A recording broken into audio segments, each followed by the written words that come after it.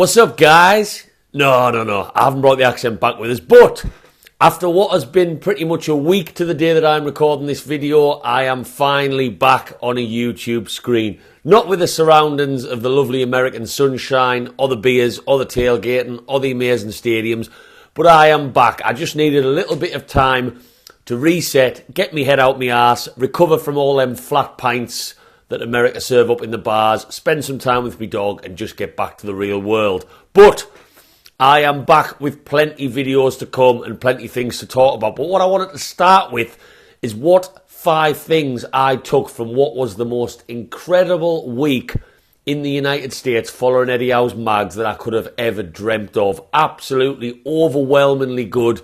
Almost lost for words on how I would describe the trip. But there were 5 things that I really took from it and resonated with me. And one of them is a little bit controversial, but this page is not about sitting on the fence. Anyone who knows black and white banter knows that's not what it's about. I like to call things as I see it. And one thing I was a bit surprised at, which not everybody might like. So I'm going to go through those 5 things. So do us a favour, Newcastle fans, make sure you stick around.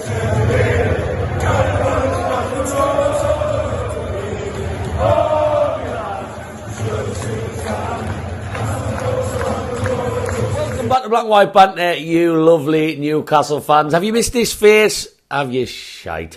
I have missed getting amongst the content, just not in the surroundings of my living room. But I am back, feeling fresh after a week of pretty much doing none of these videos and raring to go. Am I still on a bit of a come down from America? Yes, that's because it was that much of an incredible trip. And if you haven't seen any of my vlogs from the United States, just get a bit further down and check them out. Everything from late night nightclubs in New York when I should have been in bed waiting for early travels the next day, all the way through to tailgate parties, through to stadiums that resembled alien spaceships, a million fan stories from across the pond, you name it. Get down and have a look. And the love for some of my videos over there was absolutely incredible, so thank you very much for that. So if you are new, give us a little like, do that now. If you're not new, just one of them goes a long way. And if you like this video by the end of it, whack that subscribe. Now I know I could do videos about ballots and ticket prices and all the things I've maybe missed whilst I've had a bit of downtime. And I could even do a video about a certain transfer that looks like it might be happening for Newcastle, but I'll wait till that's confirmed before I talk about that. And of course, we have the Cellar Cup coming up. I wasn't going to get a ticket for the Cellar Cup because I'm not a big fan of St James's Park friendlies. Have I ordered my tickets this morning? Of course I have, because what the hell else am I going to do with my weekend other than be inside St James's Park, our beautiful home that we've missed so much, watching Eddie Howe's mags. Might see Tenali Worldy, might see a Barnes Worldy from halfway, and I wouldn't want to miss any of that, would I? So I will be at them, and there will be some vlogs coming. But on this video, I want to speak about the 5 things I took away from that absolutely incredible trip to the United States, which, by the way, I will be 100% doing again if it's a yearly trip around different parts of the US, which I really hope it is. Number 1, and it's also a thank you, is the people that I met on that trip were what made it the trip that it was. I was lucky enough to speak to fans who've supported Newcastle for 20, 30, 40, 50 years. Some of them who've never seen their team play live. I found out why. They welcomed me in. We had a laugh. I had some of them recognise me from my channel, which was mad. But generally speaking, I felt the passion, no different as if I was speaking to an old man in the Strawberry pub who's had a season ticket for 60 years. And I already knew that because I've been lucky enough to meet supporters groups around America in my lifetime. But it really hit home going to matches and experiencing pre-match atmospheres with some amazing people who all told me their individual reasons for supporting Newcastle. We really do all share the same passion. And these guys have woken themselves up at 4 in the morning, 5 in the morning, and supported their team through the darkest of times. And they don't even have a match day to look forward to like we do. You know, I wake up on a Saturday morning with a spring in my step because I'm probably going to grab a pint in the pub beforehand and make a full day of it. These guys have worked all week and awakened themselves up at 4 o'clock in the morning to, if they are going to a pub, to sit with a coffee or maybe force a beer down when they still half asleep, with families and work life and you name it.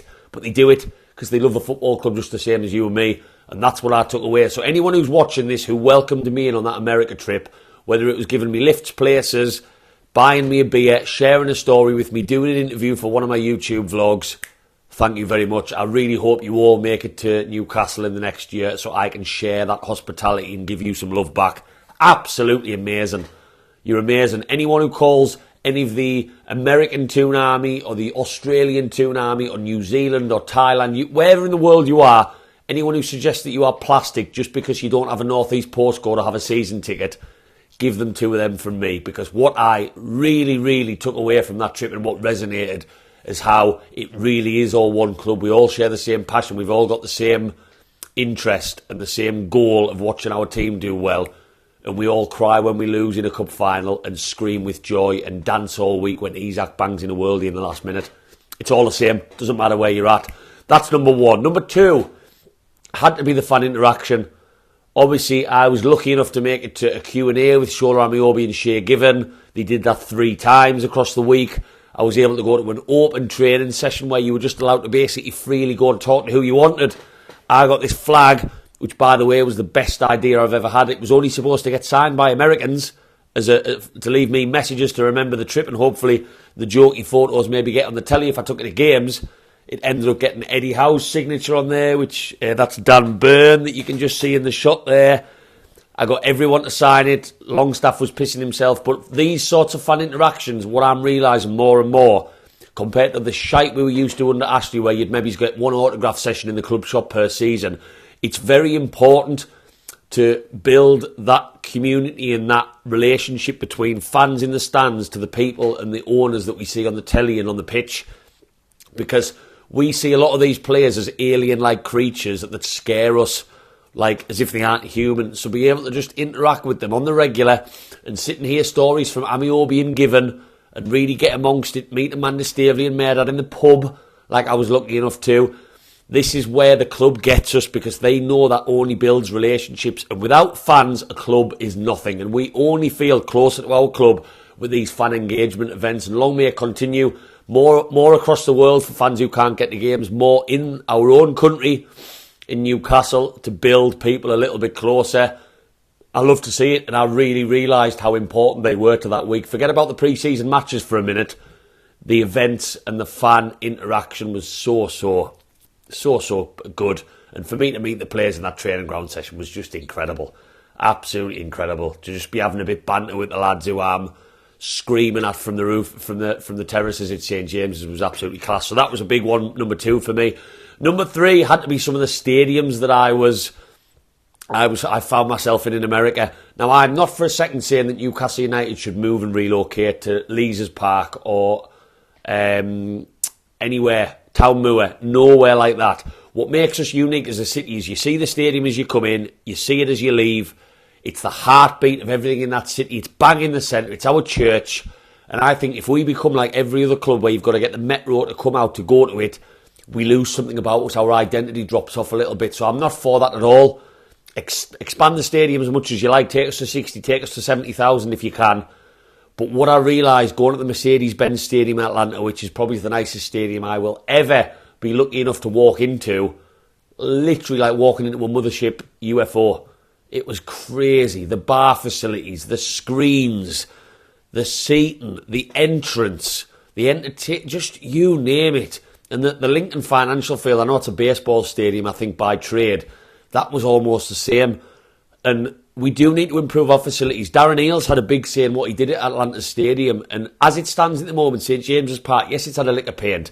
Yes, it's had some banners put up and there's a couple of new drinks come in and all that. But generally speaking, you cannot tell me that the rich as hell, Al Rumiyan, our owner, the chairman, Amanda Maida, Darren Eales, Silverstone, Ashworth, these people in football, they can't be walking around proud of St James's because it's not great. We love it as a stadium, of course we do. It's all I've ever known. It's my second home every Saturday without fail for like the last God knows how many years of my life. But the facilities themselves, if you take a look back, bearing in mind we've got the Tottenham Hotspur Stadium, the Manchester City Stadium, the Etihad. These are beautiful arenas, and we are the richest club in the world now, and it's only a matter of time before we have to go to a next level with regards to facilities. Because it's all well and good building the brand of Newcastle, whatever your opinions are on fans coming in from external. Some Newcastle fans are very opinionated on that. but it's not a great match day experience in terms of what facilities we provide. The toilets are shite. You know, if I'm desperate for a dump in St James, the Cellar Cup tomorrow, we've got to be in there 8 hours. Christ almighty, I'm holding that in and taking the skids rather than going for shite in them toilets. They're not great. And that was a big eye-opener for me. The facilities in America are incredible, and Darren Eales had a big say in that, and he's come to our club, and I've got no doubts about it. He's going to be knocking on that door, seeing how infrastructure can be improved. Number 4 had to be regarding the football itself. The kids stole the show. They did. Forget Tonali, forget Barnes making his debut, forget Isak and all your Wilsons and your Brunos. Elliot Anderson, who we know is one of the most talented boys we've had for years. I've wanted him to go in the Championship for a while. He came in and he looks absolutely class, and I cannot wait to see him in the Cellar Cup against European opposition. His first goal against Villa, bang, see you later, that lovely turning in the bottom corner. His 2 goals against Chelsea. Eddie Howe said he's come back firing on all cylinders, the fittest out of the lot, and he looks that way. He's confident. He loves the ball at his feet. He's not scared to try things. He knows where the goal is. And he just reeks of creativity. And that's what we don't currently have in central midfield, in my opinion. I've been crying out for that as a signing. So if Elliot Anderson can give Eddie Howe something to think about, I don't want him to go to the Championship. He is a solid option if he keeps playing the way he has in pre-season. Murphy wasn't expected to come in at centre-back until Shea got injured as much as he played. And he looked really comfortable. Picked him up peanuts from Ireland. That was a shock surprise. Miley, who obviously only got his debut against Chelsea on the last game of last season, started against Chelsea this time around and made World Cup winning Enzo Fernandez look absolutely bang average. He looked so comfortable, so happy to spread the ball around in these surroundings of all these world-class first-team stars and your Tonalis and your Brunos. Fair play to the lad. I don't expect Eddie Howe to give him a huge part this season because he's going to wrap him in cotton wool a little bit because he is very young and raw. But he did not look out of place at all on this pre-season, and they stole the show. And as Newcastle fans who've had a shite academy for the best part of 20 years, isn't it nice to see? And we know our current ownership are only going to improve the academy. The Minters are coming in, the Coals are coming in. Class, absolutely class, and they stole the show for me. Final point number 5, and this might be one where I get people in the comments calling me jealous, saying that I should just keep my mouth shut, don't, you know, all of this sort of stuff. But this is not the channel. I've always said that, anyone who's subscribed to my channel for a while, where I'm ever going to do that. I'm not a news broadcaster. I'm not just going to stay on the fence, and I'm talking about the biggest insights from my trip. Now, I knew going over to America I was going to be surrounded by content creators, and I'm not calling myself that because it makes me toes curl. But you know what I mean. Newcastle YouTubers, video makers, all that sort of stuff, because there was lots of intimate events. Not many fans from England travelled. Well, some did, but obviously not large amounts. Newcastle fans travelled. So I was interested, intrigued to be around some of these YouTubers because I'm a tadpole compared to some of these guys, the 30, 40,000 subscribers I am. I'm not even a tadpole, that's an understatement. So it was going to be fascinating for me to be around them sort of people because you only make an opinion from them from a video that you watch of them. And I was blown away. What I saw on this trip was so much lack of engagement, whereas their videos would suggest completely otherwise. I saw one content creator sit in the corner of a busy pub, wait for a video opportunity, and then jump up, make the video, then sit back down in the corner of the pub. I had another one barge past me in a bar when the Newcastle media team came in as a group. The background people barged past me to stand over the top of them, not to say hello, not to interact with any of them, just to awkwardly stand over them. Made me cringe through my teeth, just in the hope that one of them might go, "Oh, it's you from YouTube, Mr. Newcastle." I saw content creators pass fans selfie sticks in bars where the atmosphere was booming and ask them to video them chanting. So it was like 3, 2, 1, and then they'd start jumping up and down. As soon as the video ended, they took the selfie stick off, went and sat back down. And it was bizarre. The worst one for me, and I might share a video, I might share the photo that I had to take of this moment because it blew my mind, and I'll just block out the person involved, was a content creator standing next to Amanda Staveley, who clearly had a queue of 10, maybe 8, 10 excited Americans waiting patiently to get a photo with her and to say hello. And that queue in their head didn't exist. They grabbed Amanda every 2 seconds and pulled around in the end because she didn't have much choice to get in a quick video and a quick selfie at the training ground. No awareness. Well, of course there was awareness. Just total disregard of this queue of fans in the States just desperately, patiently waiting to get a photo because that video opportunity was more important. And it blew my mind. And I watched these videos back from some American trips of these people, and it looks totally different on film to what I saw in the flesh. And I already had that opinion, I'll be totally honest. I did, because I do see YouTubers on away days and outside stadiums, and each to their own. If you've gone over to America just to create content, because I know we live now, and this is what I don't necessarily like about the content creation world, in a like, subscribe, obsessed world. Titles, guests, the big interview, the big photo, because that's going to drive more people to the channel. Everybody wants that to agree, I get that. But a lack of authenticity just doesn't sit well with me, and that's what I saw on this trip. And as I've already said, I'm going to get people in the comments calling me maybe jealous, telling me that I shouldn't even be mentioning this. But I am taking away a big insight into what the YouTube Newcastle United community looks like. And I don't like it. I really don't. I found it bizarre. I found it weird in certain scenarios. And on that topic, the one that annoyed me more than anything, there was a Newcastle supporters club on this trip. Quite newly formed. Already got relationships with the club faster than I expected. And what I expected them to do on a trip like this is to take every opportunity that was thrown their way to get to know overseas fans. How can we, as a voice of the fans, as they almost sell themselves as, help fans that can't go to St James's Park, that we maybe don't know so well, that we maybe don't communicate with as much on Facebook? Did I see any of that? Did I shite? And I'm not going to claim I was around with these people 24/7. I wasn't. But I did not see that desperation to learn more about the American fan base. And every fan that I spoke to on my videos, or not even on a video, just with a pint in hand in bars and stadiums, when I asked whether they knew that the Newcastle Supporters Club was here, a big group of them, have you spoken to them, local base from Newcastle? Guess what answer I got 9 times out of 10? Who? No, doesn't ring any bells. And all I saw on Facebook from these clubs was, look who we met today, we met Eddie Howe. This is what Eddie Howe said to us. And for me, if I was part of a supporters club that had already had a relationship with the club to the point where you've got that platform to be able to speak to them, I would want to know every single person. I'd be sharing photos of every American fan, learning about what they maybe feel the club needs more of to interact with overseas fans. Because we're all in this together. We're all the same. Whether you've got a season ticket, or whether you've got a Geordie accent, or whether you've got an Australian accent and no season ticket, whether you live in the North Pole in an igloo, if you support Newcastle, we're all in this together. There is no better or worse fan. And the fact that I saw so little engagement from a group that just seemed to spend the whole trip together as a group themselves shocked me. It did. And I'm not going to claim that I know everything about what they got up to on that trip, because I wasn't stalking them.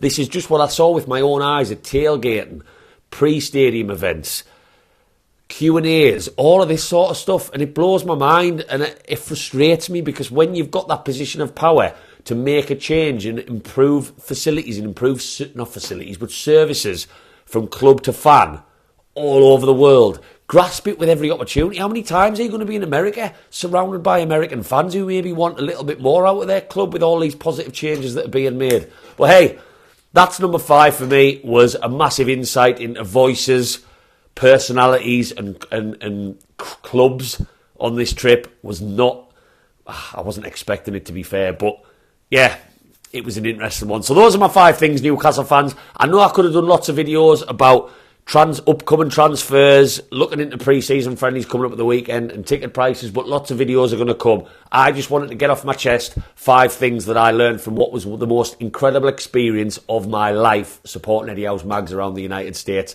And my God, will I be doing it again. Come on, let's get that pre-season tour booked in for next summer. Please, oh please. I would recommend anyone watching this video to think about doing it if you could save some pennies away, because it was incredible. Newcastle fans, if you like this video and you want to let me know your comments, I feel like my last point is certainly going to get some feedback in the comments for anyone who watches it that long. Let me know. I love to see them flying in. And what I'm hoping this weekend will happen is match vlogs and opinions outside St James's Park on upcoming seasons, and the current transfer window are going to be coming back. The 23-24 season is almost back, and I tell you what, I cannot fucking wait. I'll see you on the next video. However, lads.